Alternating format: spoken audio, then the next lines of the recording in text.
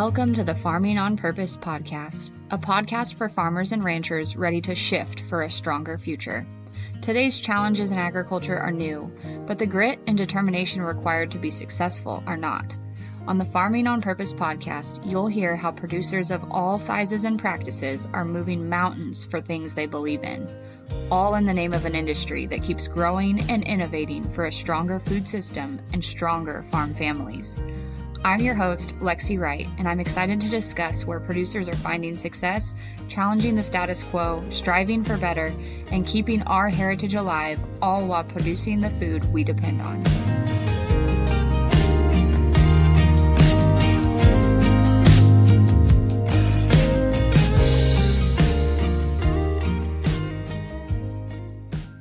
Welcome back to Farming on Purpose. Today, I have Ali Cox with me, and I'm very excited for our conversation because we have something in common. A lot of you guys know that I have a background in specialty crops and went to school at K-State for horticulture, fruit and vegetable production. And I don't get to talk to folks that have a background or any knowledge about that on the podcast very often. So today, Ali and I are going to touch on that. We're also going to touch on agricultural heritage, which she has a long history of, and a little bit about marketing, which we also share in common. So Ali is an agriculture and food ingredient marketing visionary and the founder of Noble West, which is an award-winning marketing consultancy that specializes in the agricultural ecosystem. That is a mouthful. So fresh produce, nuts, dairy, ag tech, Noble West does it all.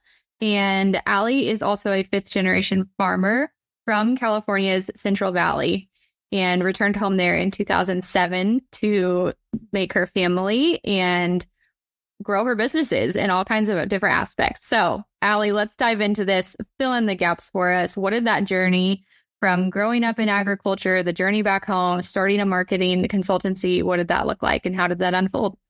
Well, thank you. And thanks for having me, Lexi. It's awesome to be here. Excited to talk about my favorite things in life, which are helping family farms prosper, helping kids have a place to farm in the future, and of course, educating consumers about what it takes to grow their food and to supply their food, and also educating farmers about what consumer preferences are. That's really pretty much my whole world right there. So excited always to meet new friends and talk about that.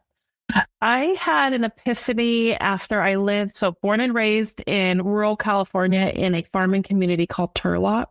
I come from a founding family of this farming area, and I left. I went away to college and then moved to New Jersey, and I moved to New York City, where I was a rower. I was actually on the Olympic rowing team, and they train in New Jersey. And then after the Olympics in 2004, I moved to New York City, and that's where I worked in large agencies, marketing and PR agencies in New York City. And I think I had an epiphany about 11 years ago when I, always was going out to restaurants, and it's such a foodie culture and amazing restaurants and this, that, and the other thing. And, I was around like my friends who are super smart and educated and incredibly well-traveled, and they just really didn't know much about their food, like where it came from and how it arrived in those restaurants and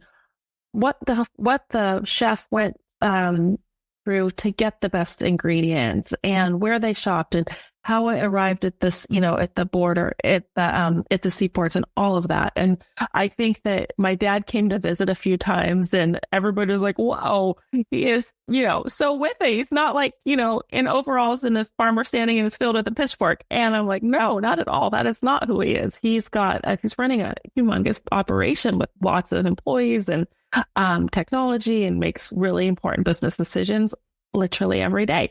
So it was really just sort of an aha moment. And I thought, I just think that there's more for me to market than fashion and sports and entertainment, which is what I was doing. And I think it's time for me to go home and work on what I care about and be a catalyst for change and provide what I think is desperately missing in agriculture, which is a forward-focused consumer-based approach where we're marketing food and not necessarily marketing ag. And I think that's part of the problem. And we're happy to dive in more is I think that the industry markets our lifestyle and our passion for the lifestyle. And that really only resonates with guess who? Us, not our consumers who actually are the most important stakeholder, because without buyers of our food, without people understanding how much it took to get that food over, like they say, the last mile is the hardest mile. Well, my goodness, we're also doing the first mile, and that's pretty hard also. So that's kind of my POV, and just really anything I can do to be an advocate, but also a consumer advocate as well is where I'm always happy to talk.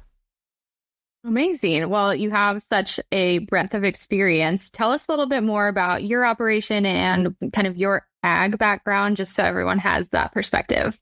Yeah, for sure.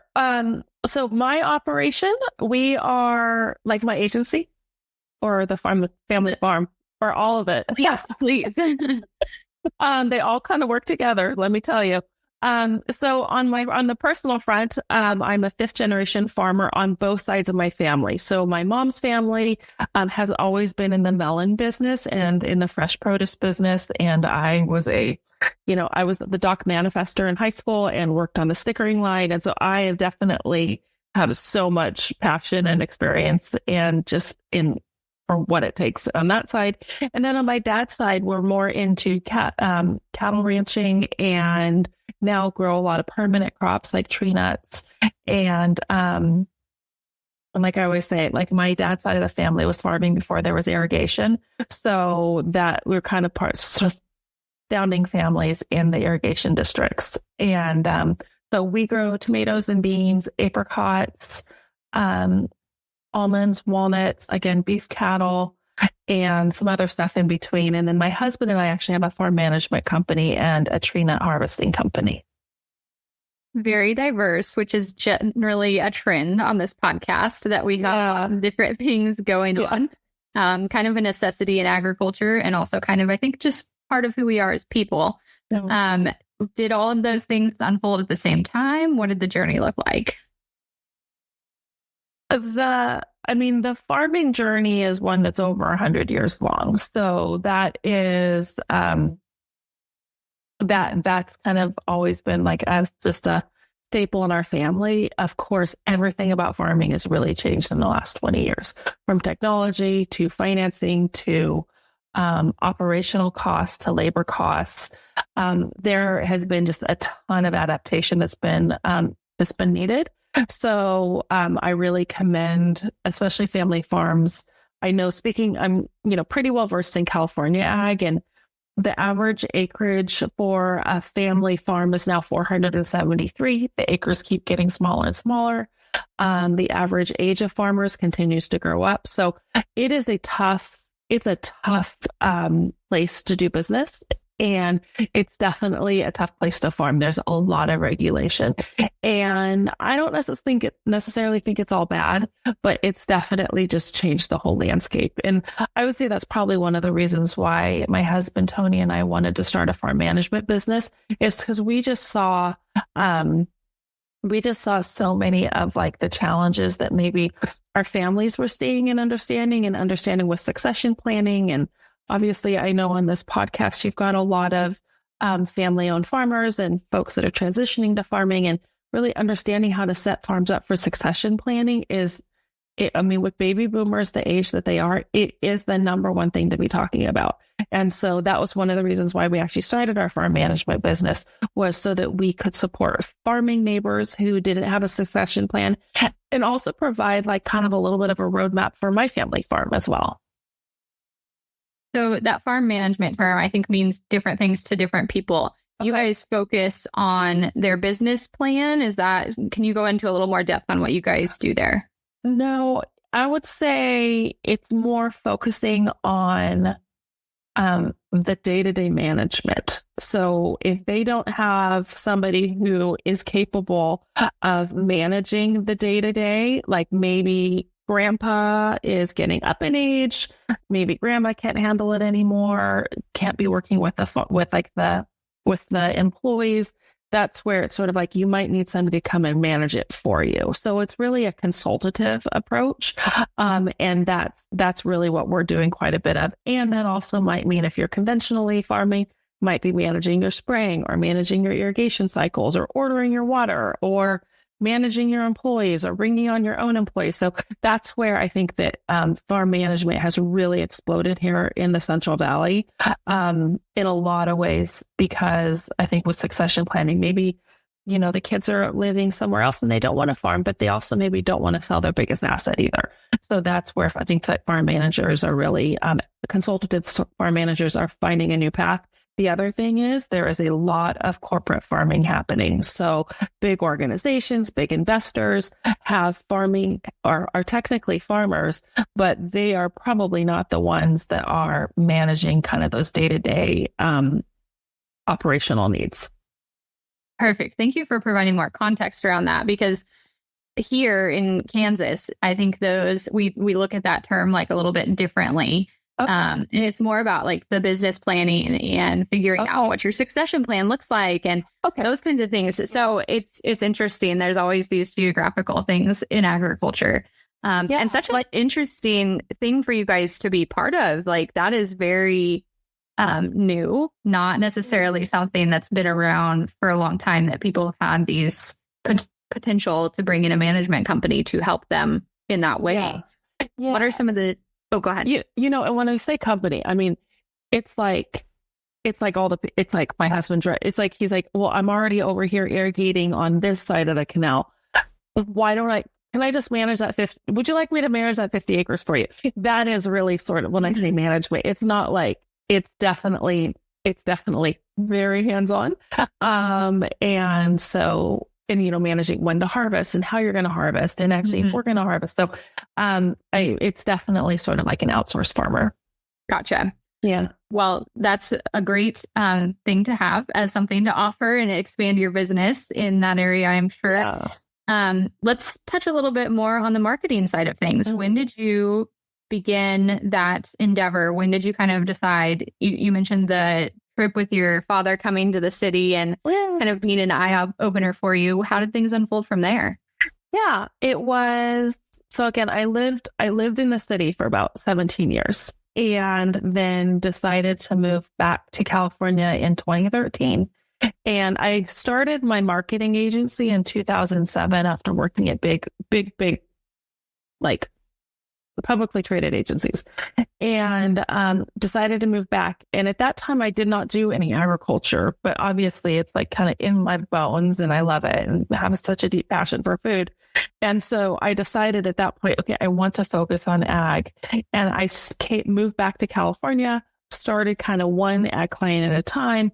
And then it was really in 2019 when I said, okay, no, we are going to actively figure out a plan to sunset all of our other clients that are not in ag and focus on ag. So it's been it took about 3 years to really get that transition. And now our clients are grower, packer, shippers. They are farmers. They are ag service providers. They are ag tech companies. They are brands that are born from farmers. Maybe like we have created their brand.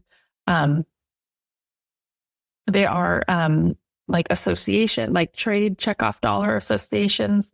And so that's really kind of where we focus, but it's a lot of folks that are doing, it all kind of emanates from food or ag. And that's where we find just a lot of joy and are finding new opportunities as well, because we do work in mostly like forward focused ag, I like to say. So working in regenerative agriculture, sustainability driven marketing plans. We're working on an upcycled fruit project right now that is absolutely fascinating. We're working in food loss. We're working in food waste.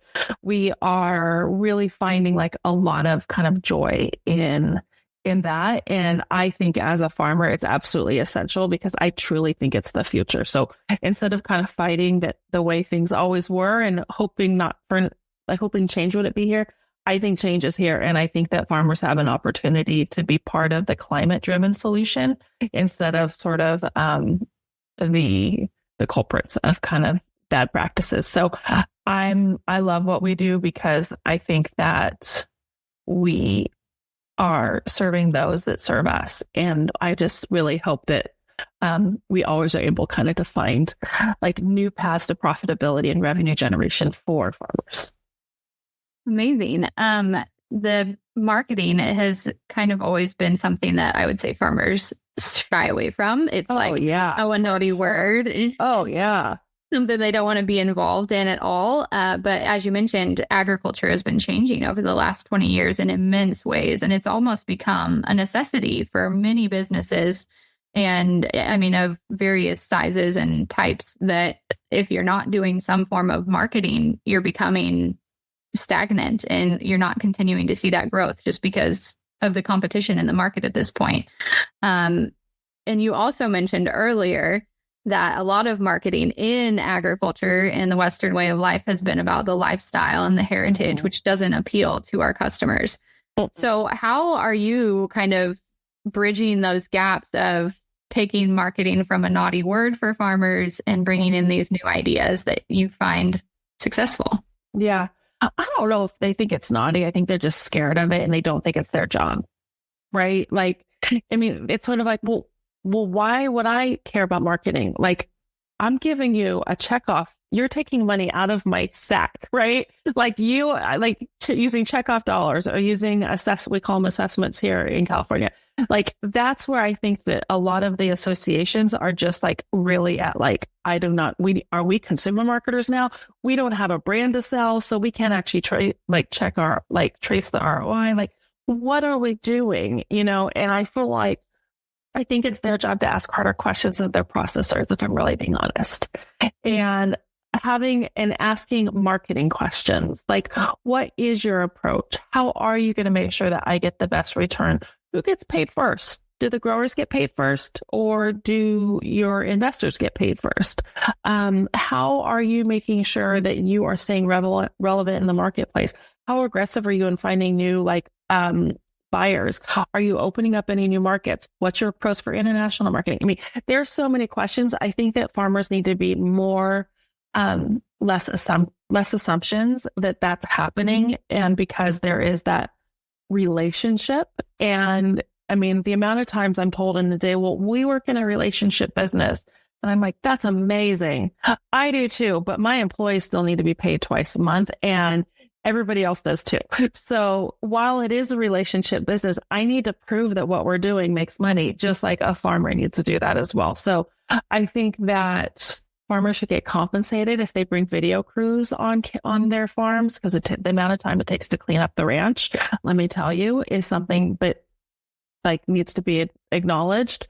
I think that farmers should get paid if they are actually promoting what's happening on their farm, and less of it's to take more ownership of it. And also, I think that there's a world where if we inspired additional family members who maybe aren't the folks that should have any interest in actual farming, but maybe they can help tell the story.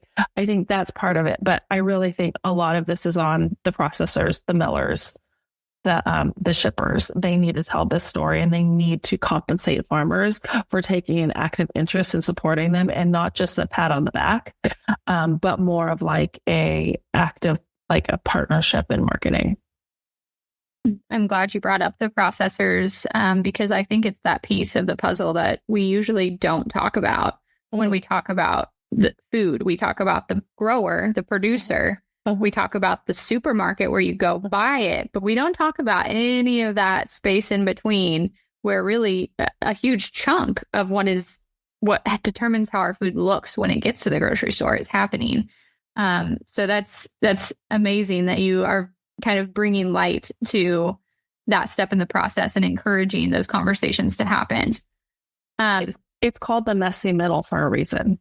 So if any reading that we all do about the industry, it is the messy middle. It's very tidy up until it leaves the processor, right? If you're a rice farmer, it goes from the paddy to the dryer to your mill. The mill takes title.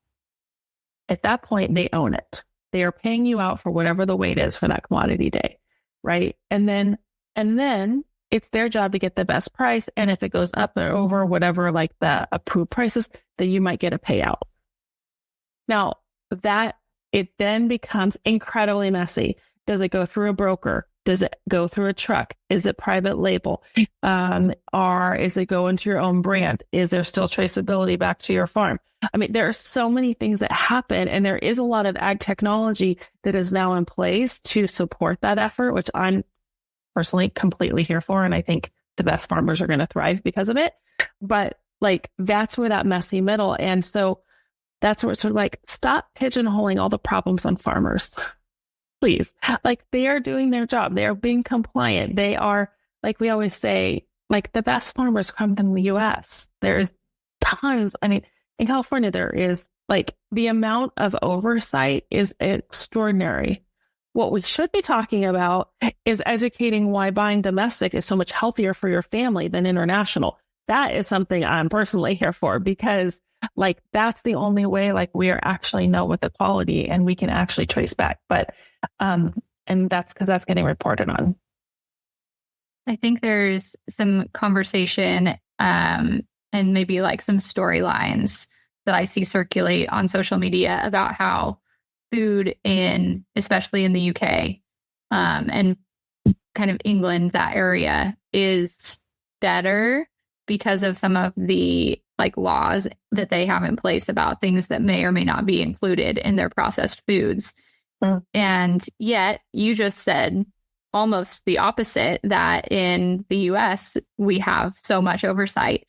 How do we get some of that messaging to consumers so that they have a greater understanding and more transparency about what actually is versus what is trend or, strategic marketing from maybe anti organizations? Well, I think this is where a lot of the controversy lies. So if we go back to your England example, and quite frankly, Europe, farmers are farming and getting compensated for their sustainability metrics. Sustainability in Europe is incredibly important. And that is a place where they're so much farther ahead than we are, like maybe 10 years ahead.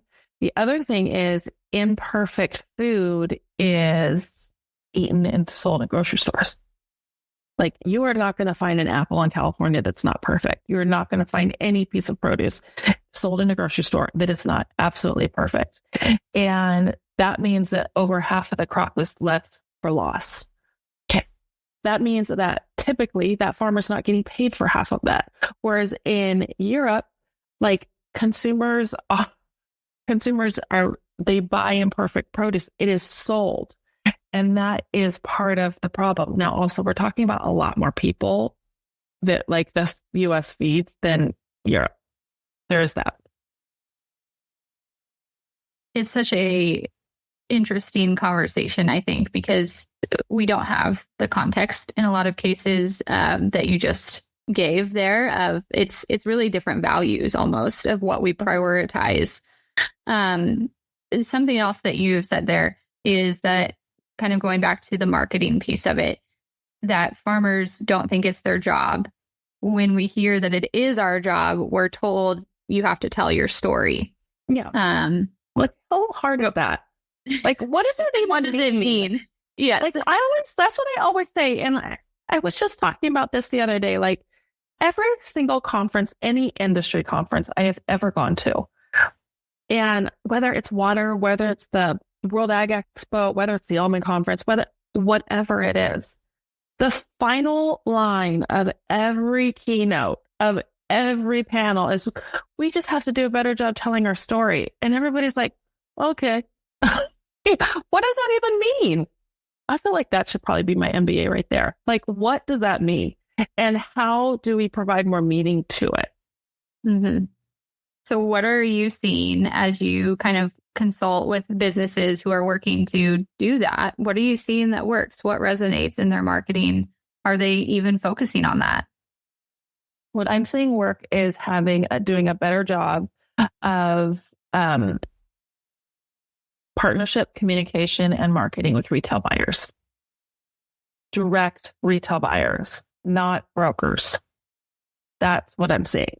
So if one of my clients is selling to any of the grocery chains, domestically or internationally? Are we talking about the farmer story? Are we talking about our best practices? Are we giving them a toolkit so that their social media teams can then go take the raw video, can take all the information, take the FAQ, put it on their website? Are we giving them assets so that they can go tell the proper story? That is where we're finding a lot of success, and that gives me a lot of hope. I think there's also like a lot of technology out there called a new one that I just heard about called Local Line, where farmers can actually work directly with end buyers. It's just, quite frankly, anything we can do to avoid the broker. And what happens, especially in produce, is you've got to use brokers because it's perishable. And then like brokers are controlling so much of it. Brokers don't care how it was farmed. They also don't care about the end consumer. They just care about making their cut on the transaction. And that does not align with anybody. Like farmers want to get compensated properly on their yield. Consumers want to they want to eat food that is healthy and nutritious for their family.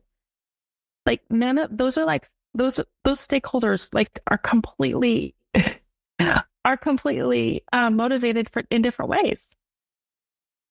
And I think we could easily, if we're talking about animal agriculture, replace the word packer with the word broker here. Absolutely. Absolutely. 100%. So if we have these like almost competing motivations as we think about what we present in material, what kind of things do we need to focus on?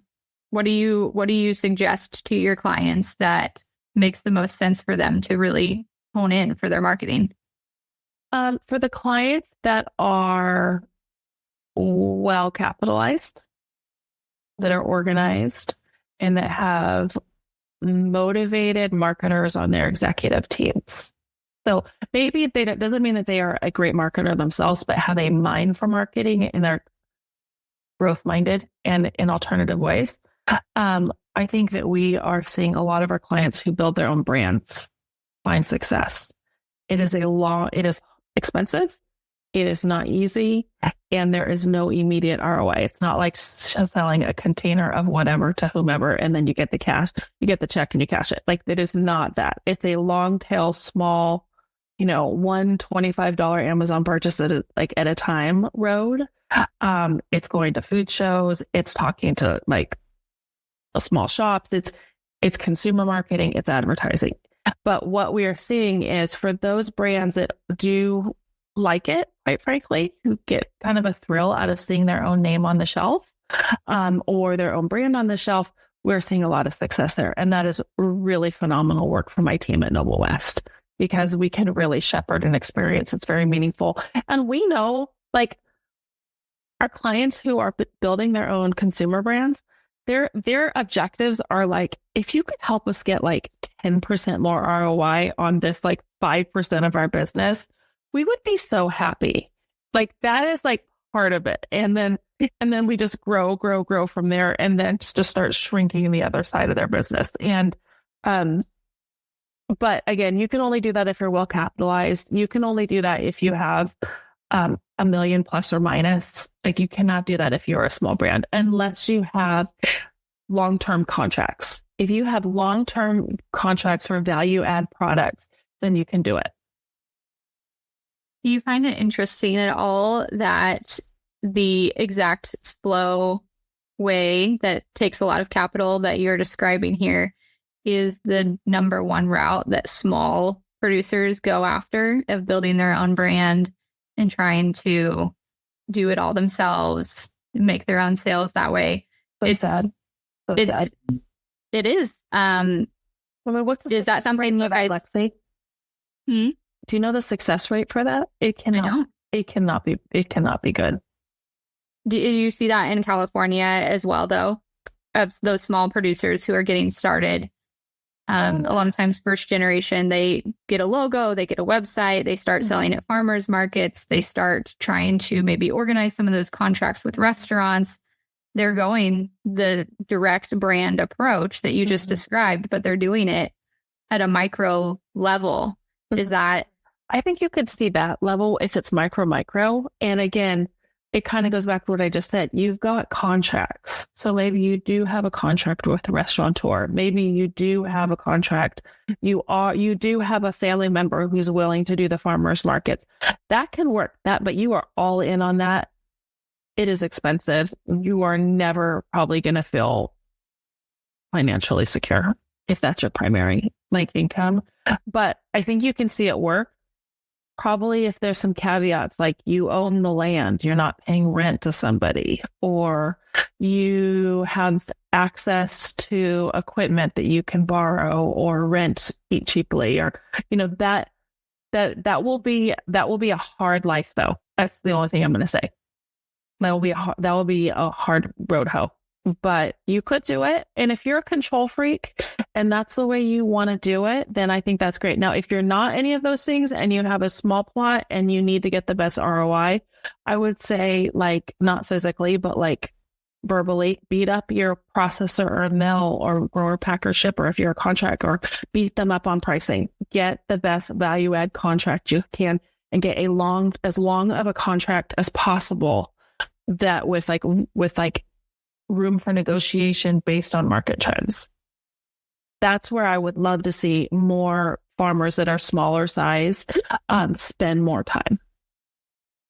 I think that's incredibly interesting. And that's what I love about having different perspectives on the podcast. Because I think most small farmers would probably agree with you. They're never going to be wealthy. It's going to be hard work. Yeah. And they're okay with that. They're in it. Yeah, it's not about hard work. We're all fine with hard work, right? But can we also feed our family, and can we pay for our kids to go to junior college? And I mean, are we going to be living in poverty, or are we going to be living in a financially secure way? I think that the hard work is a given.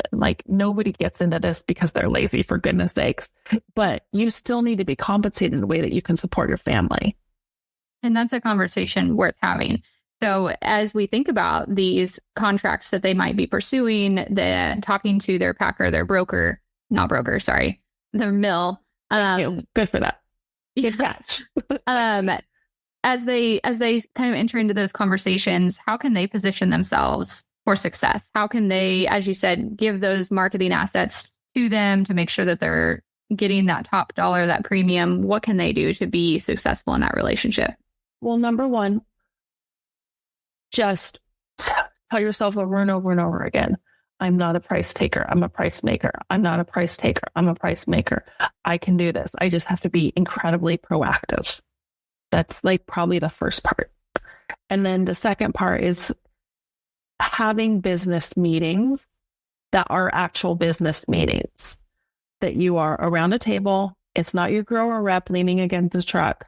It's you're around the table. You understand who the business owners are, and you actually get to a place where you're asking questions about what their proactive marketing strategies are, so that you can understand if you're selling to the most value add driven, growth minded processor or mill. And if that means that you have to haul your crop an extra 200 miles, then you need to calculate what your gas is going to do, is what the expense is to do it, but understand what the upside could be too. But I think just thinking outside of the box a little bit is probably the most important thing. And then also exploring value add crops that you are physically capable of growing. A crop that I was so fascinated to learn about at Expo West, the big food show this year, was Kernza. I don't know how familiar your listeners are with Kernza, but there are some really amazing Kernza contracts out there. And there are a handful of Kernza farmers. This is a regenerative crop. It's a perennial. It's basically a perennial wheat, maybe, I don't know if replacement or alternative. It's very regen friendly. And this is a place where brands are looking for growers who will grow it. Of course, getting it processed is another thing. But if you are creative and think outside of the box, I think that's another one. Another brand that I love right now is Oatly, and the contracts that they're giving to their oat farmers is, quite frankly, fascinating to me. And so I think that but you have to be willing to do the work, research, make the phone calls. You cannot just say oh, well, I'm just going to send it down to Jimmy Bob because Jimmy Bob's been doing this and Jimmy Bob's dad did it. You're probably going to see more of the same. And I think that can apply to almost any type of crop, not just specialty crops. It's about finding that next level of person who is going to take what you produce and do what they can do with it to add that value, to get it to the right people, to market it well. I'm so glad you could join us today. You can support the mission of the Farming on Purpose podcast and be part of the tribe dedicated to building ag legacies at farmingonpurpose.com/shop. You'll find apparel, office supplies, stickers, planners, and more, all inspired by the people living out ag legacies every day.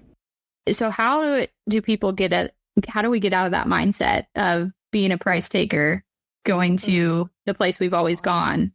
It's hard, but being proactive, and I think that one thing that always put a bee in my bonnet is like, when we think about farmers, oftentimes we only think about the men in the family.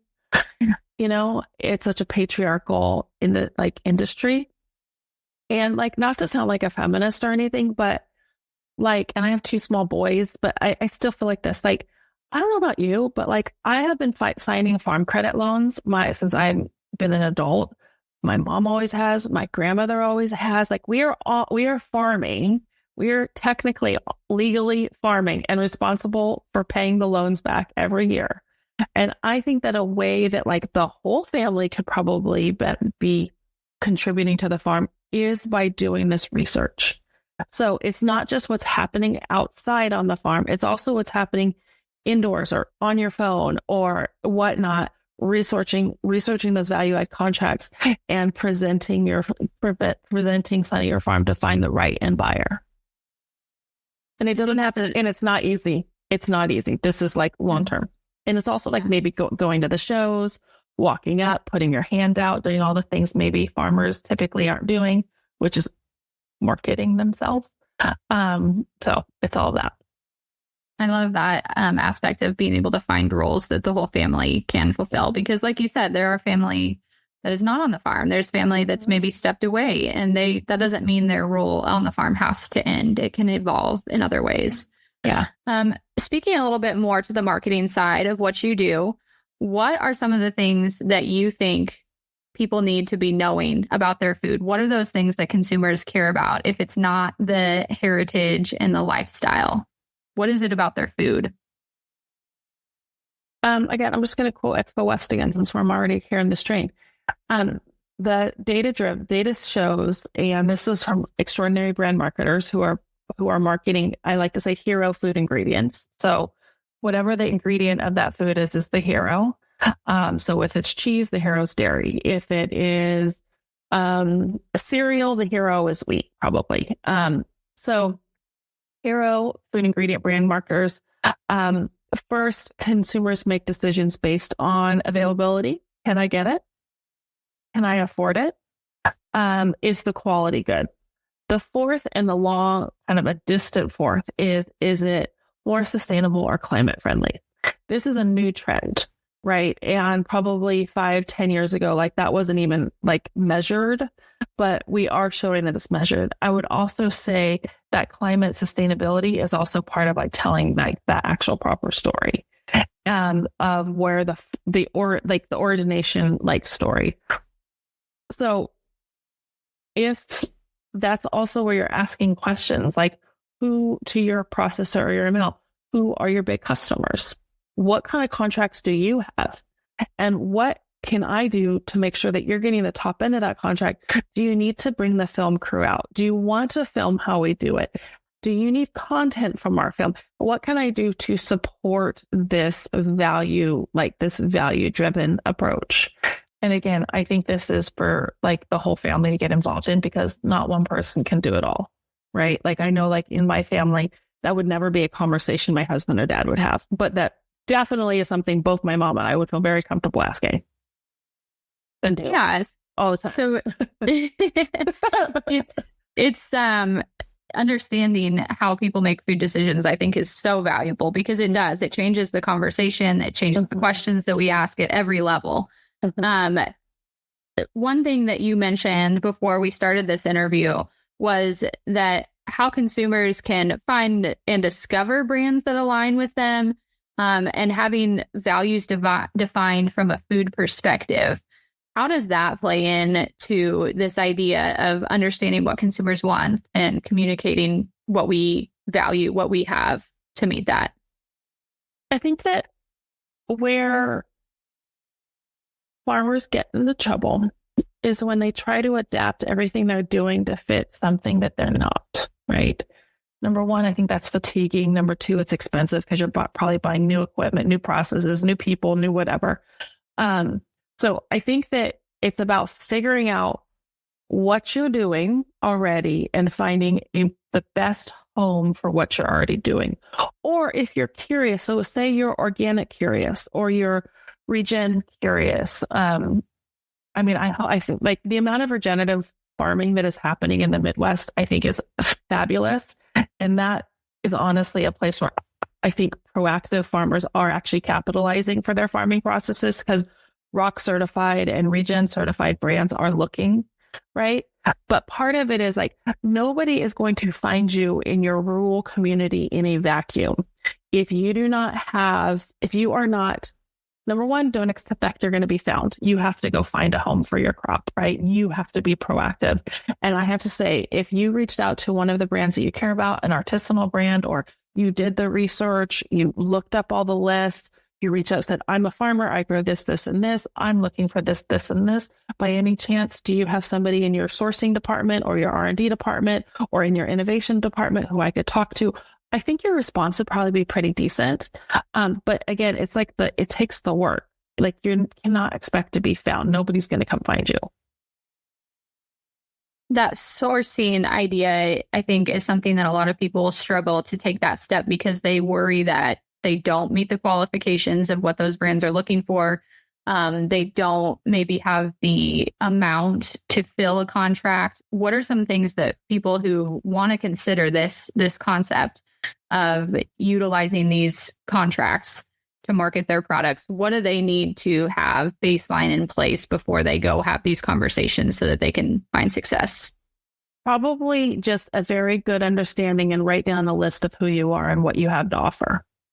And things maybe you're curious about. Again, if you're sort of regen curious, if you're organic curious, if you have fallow open ground and you are looking for like direction, maybe some of the things that would be good options that you could plant. Like I know that yellow peas are having a moment right now because as a rotational crop, and there's lots of talk about developing additional food products and brands that can support the rotational crops, but really having a good understanding of that. And honestly, just a open mind. Like this is who I am now. This is what I'm open to. I'd like to have a conversation if any of this fits.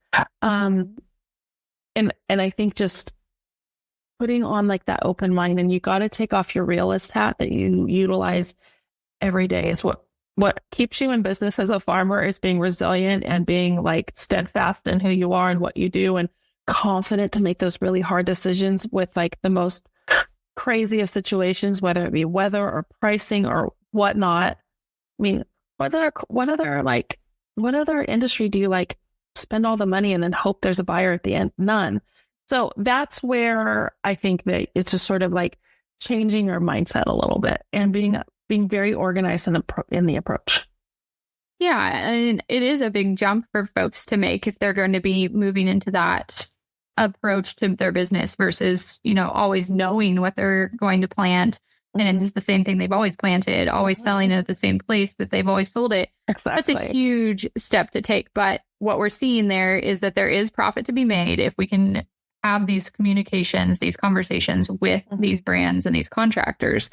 So you mentioned being organized, having a really clear idea of their values and things that they're curious about and what they're able to do.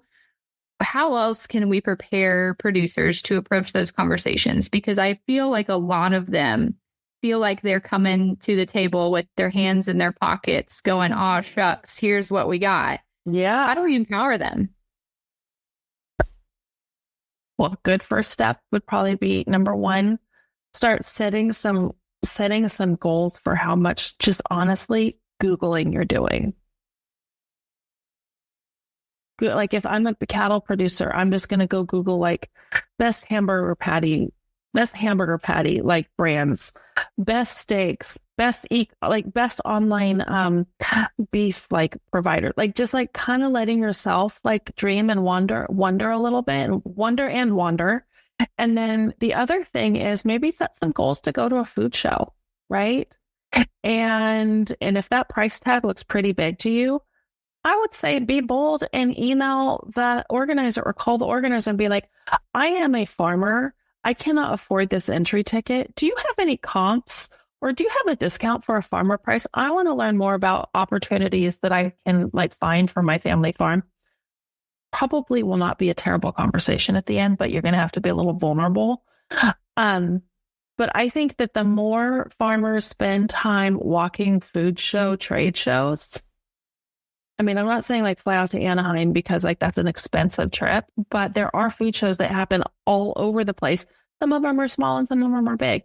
But if you walk around and you like just look at some of the messaging on like some of the booths and kind of like look at the back of like discover yourself, like discover a new food part, you'll be like, I could do that. I can do that. I can grow that. We already do that. Like, I think it would probably be a little bit of like an aha moment. Like I am part of the food system and it's not just me on my lonely farm that I can barely afford anymore. Like, it's like me understanding like, gosh, I could maybe find a great partner who needs me as much as I need them. But you have to be proactive and you have to put on a sales hat. They're not finding you. They're not finding you. And then like out on a route, whatever, from route, whatever, like crossroads of whatever, they're not finding you. Mm-hmm. Definitely. And I think a lot of that is that farmers just don't know what they're missing out on. Like, I know what a food show is because I used to work with someone who attended food shows. Prior to that, I had no idea. Never heard of it. No, and how much do you think that it like informs you and like your decisions and like your questions that you ask your guests and like how much that inform like your thought process about food? Because you're thinking about food as actual an edible food. And don't even get me started on like there's makeup shows that talk about, I mean, there are essences, there are fragrances there. I mean, that's the whole other side of it. But like right now we're just talking about food and beverage and all that. But like that probably informs it because you had your eyes open to go like, oh my God, this is not just about tractor driving and, waking up with the roosters and going to bed with the sun and having a good cup of coffee in the morning and wearing my overalls and meeting my friends down at like the coffee shop. Like it was like about, oh my God, this is necessary to like fuel this industry. And that is probably a learning that you take with you forever and ever. Absolutely. The business side of it is something that I just don't think many folks are exposed to, and it's so important.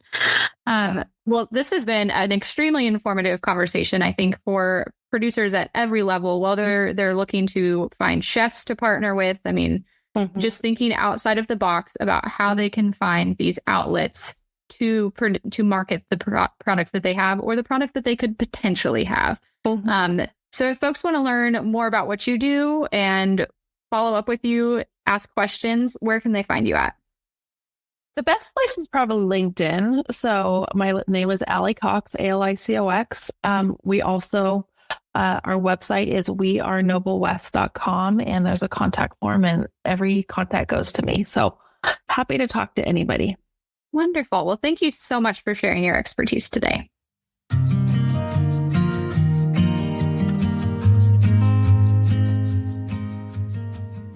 If you've enjoyed spending time with us today, please take a moment to review the podcast on Apple Podcasts or join the conversation on social media.